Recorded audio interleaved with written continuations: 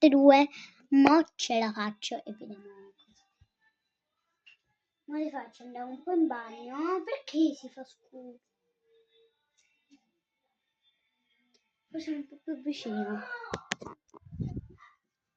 La metto qui. Ah, sono vicino, sto qua. Ci sto togliendo un occhio la felpa. A quella lì con la felpina. E poi sotto c'è la magliettina.